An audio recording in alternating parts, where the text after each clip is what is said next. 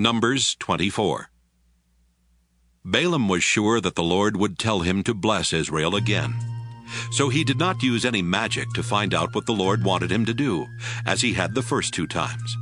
Instead, he looked out toward the desert and saw the tribes of Israel camped below. Just then, God's Spirit took control of him, and Balaam said, I am the son of Beor, and my words are true, so listen to my message. It comes from the Lord, the God all-powerful.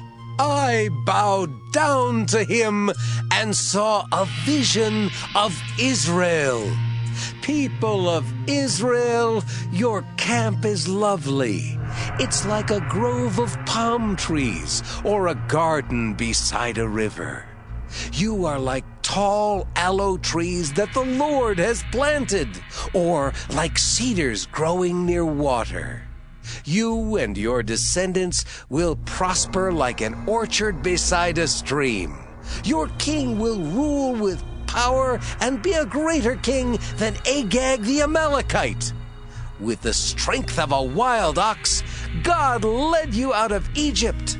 You will defeat your enemies, shooting them with arrows and crushing their bones.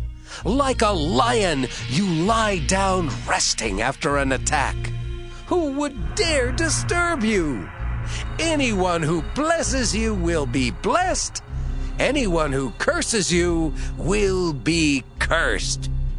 When Balak heard this, he was so furious that he pounded his fist against his hand and said, I called you here to place a curse on my enemies, and you've blessed them 3 times.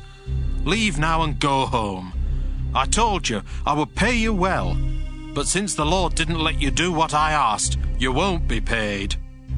Balaam answered, I told your messengers that even if you offered me a palace full of silver or gold, I would still obey the Lord. And I explained that I would say only what he told me. So I'm going back home. But I'm leaving you with a warning about what the Israelites will someday do to your nation. Balaam said, I am the son of Beor, and my words are true, so listen to my message. My knowledge comes from God Most High, the Lord all-powerful. I bowed down to him and saw a vision of Israel. What I saw in my vision hasn't happened yet, but someday a king of Israel will appear like a star. He will wipe out you Moabites and destroy those tribes who live in the desert. Israel will conquer Edom and capture the land of that enemy nation.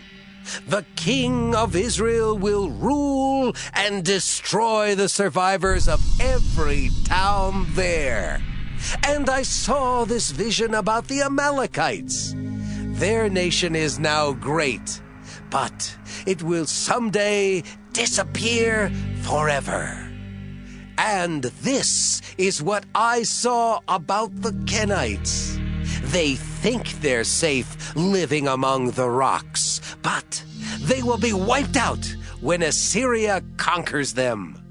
No one can survive if God plans destruction. Ships will come from Cyprus, bringing people who will invade the lands of Assyria and Eber. But finally, Cyprus itself will be ruined. After Balaam finished, he started home, and Balak also left.